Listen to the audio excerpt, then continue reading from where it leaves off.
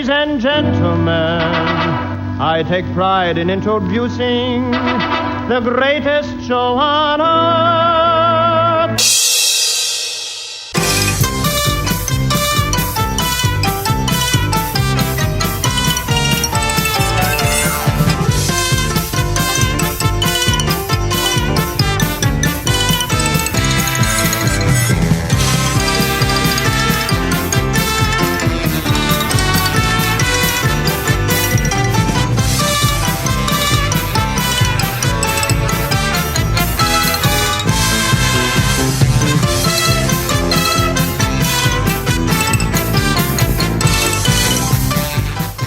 Welcome to the Uncle Floyd podcast. My name is Scott Gordon.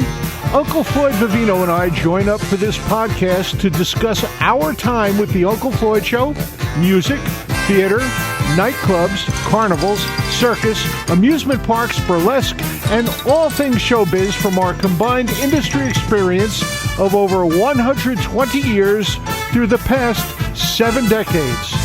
We also answer questions that are emailed to ufpodcast@sge-inc.com. You will find that address and a link to support this podcast in the episode description. Join Uncle Floyd and me, Scott Gordon, now for this episode of the Uncle Floyd Podcast. This is podcast number 9. Okay, good. And we're running. We're rolling. And we have a lot of questions today from the listeners. You want to say hi to anybody? Everybody who tried to get a hold of us. Thank you for your cooperation. All right, we got a question here from Diana Coletti. I wonder if that was the mayor's sister. She says, I love the show you did on WFDU. How many years did that run? I think it ran for 4 years, right? About 4 years. And she wanted to know if we wrote scripts for our bits that we did in that show. No. Why, is there something in particular she enjoyed? Yeah, script? What's that? We have no idea what scripts are. We never use that. Matter of fact, let me turn the TV off. Otherwise, they're going to be hearing that through the whole thing. There we go. Thank you, Scott. All right, and that was from Diana Coletti. I wonder where she's from. I know a lot of Colettis. Danny Coletti, who's a musician. Well, I don't know. They very frequently don't put that down. They just put their name. Sometimes they don't even put their names. I got one here from somebody who didn't put his name at all. We'll get to that later. This is from Dennis DeLeo. Oh, I know him. He says, Hey, Floyd, my favorite uncle.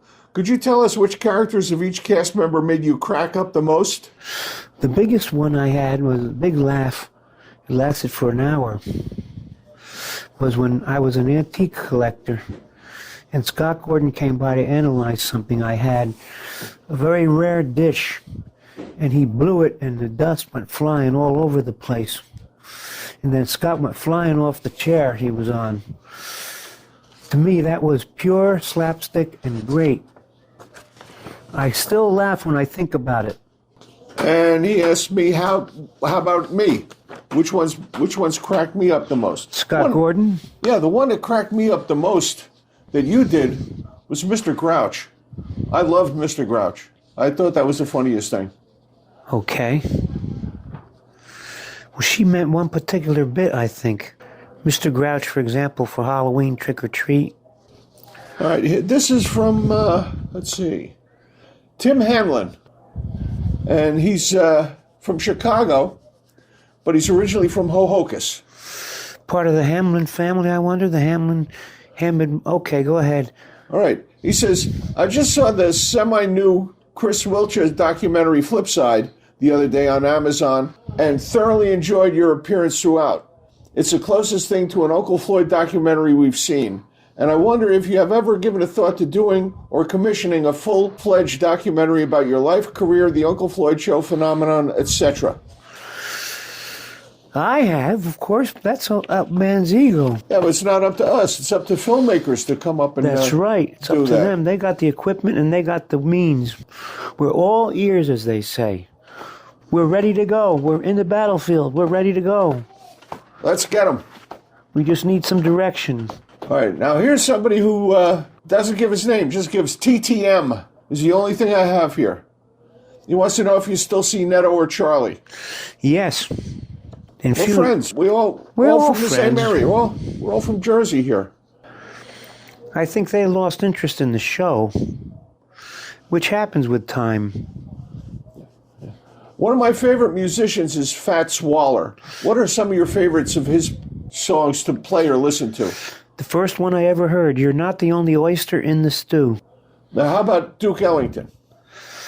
The Clothed Woman, it's an instrumental.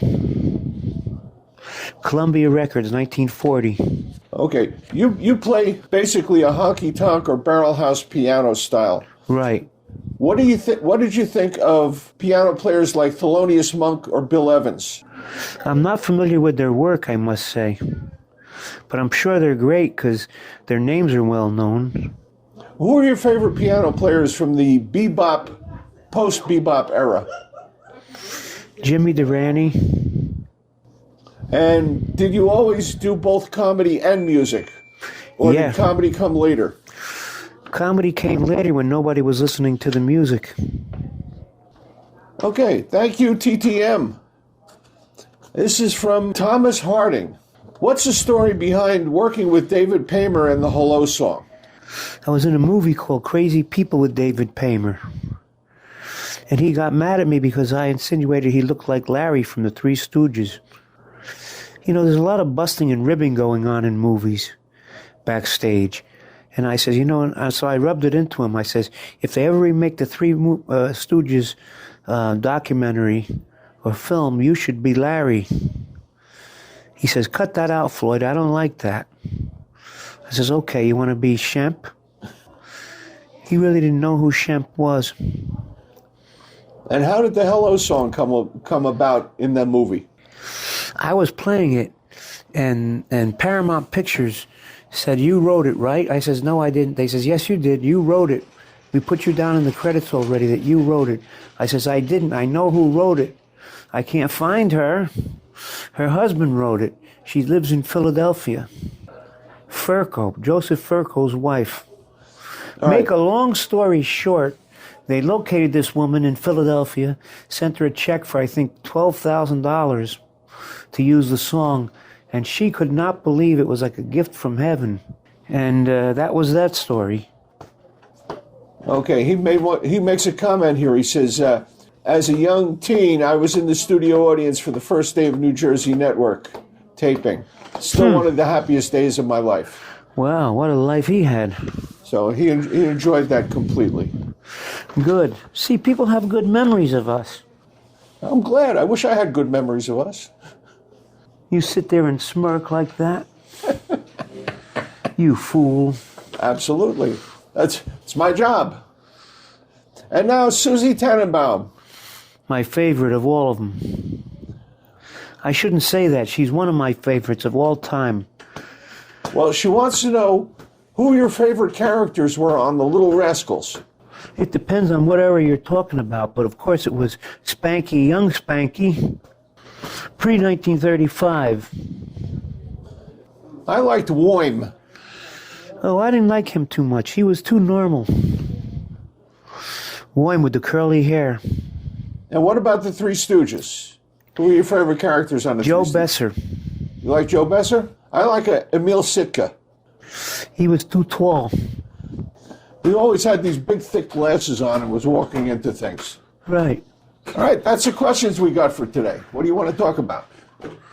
You name it, I'll do it. Okay, let's talk about working in the clubs in New Jersey, like Club Benet. Mr. Benet was something. Remember he made the Jell-O for us? He was one wonderful guy. I always had fun every time we worked in the Club Benet. Always had a good time. Which club did you have the most fun in when we were working? It would be Club Benet. It would be Club Benet? It was big, 700 seats. And what about the Bottom Line? That was more of a cabaret, not a nightclub. I loved the Bottom Line. Alan Pepper and the Bottom Line, that was it. You were in the big time. That was the Palace Theater of nightclubs.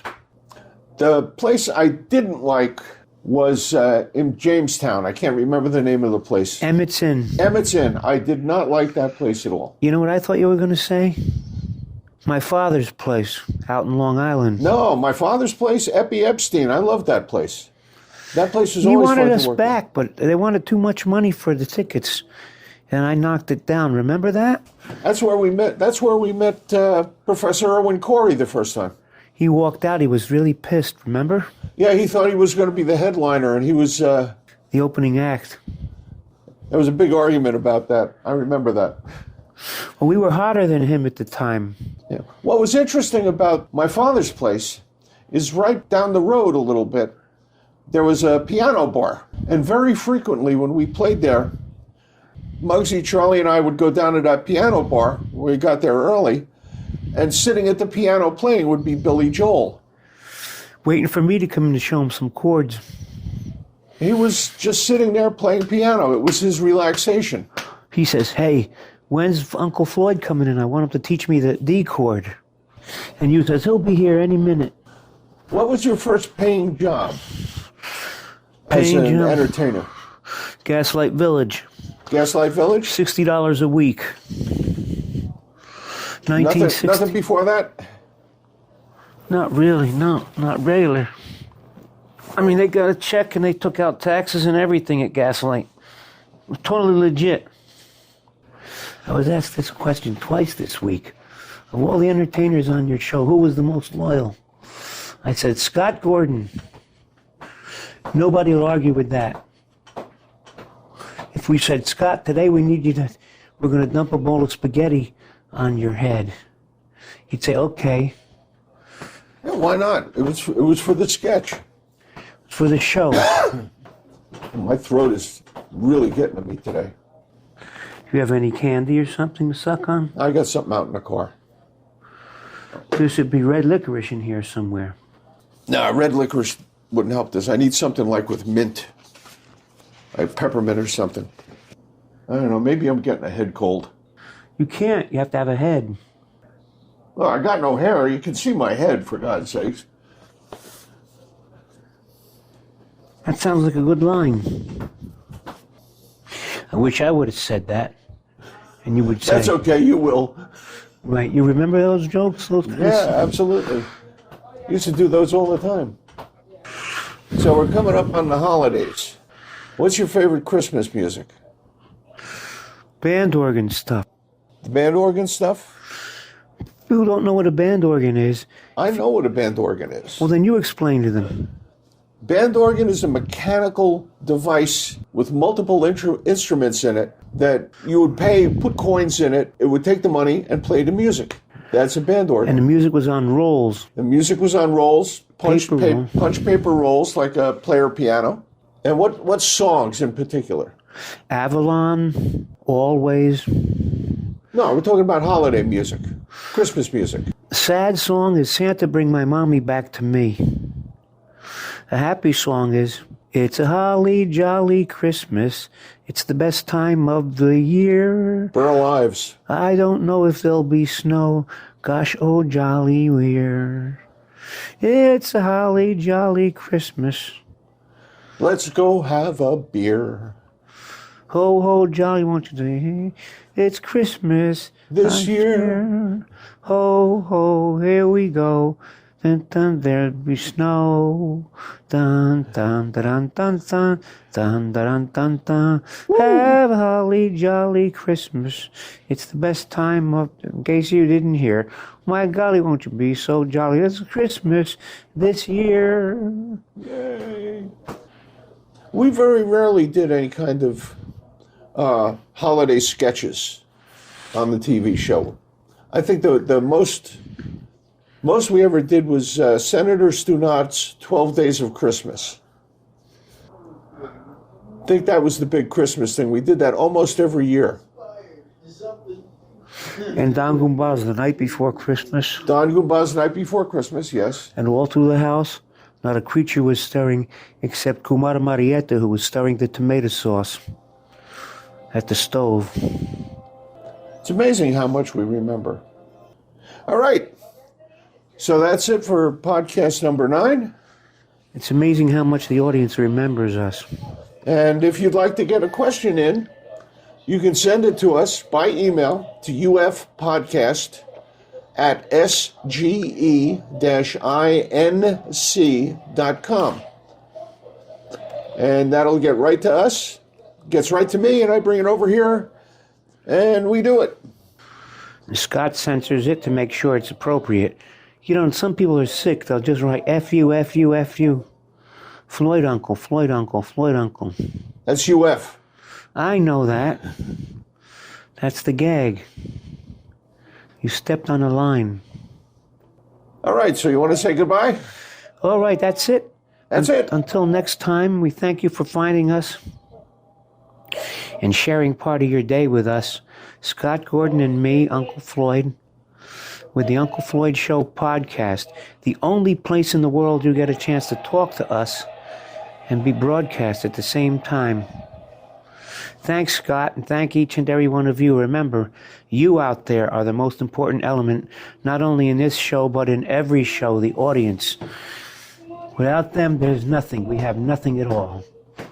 And we'll see you next time. Thank you, Scott. Thank you, Floyd. Tuesday at 8, we have a date. Tuesday at 8, we have a date for This Was the Uncle Floyd Show. And keep your eye on the podcast subscription, and you'll know when the next one of these comes up. They'll let you know. And if you want to tell your friends how to get here, just tell them to go to unclefloyd.podbean.com. That's PODBEAN.com. And if you want to send us an email with a question, just send it to ufpodcast@sge-inc.com. And it gets right to me, and I bring it over here, read to Floyd. We answer your questions about the show or anything about show business. Any part of show business, we'll be glad to answer. Very good. All right. So, see everybody next time. At Tuesday, we have a date. This program was produced in the studios of Scott Gordon Enterprises, Incorporated in Paramus, New Jersey.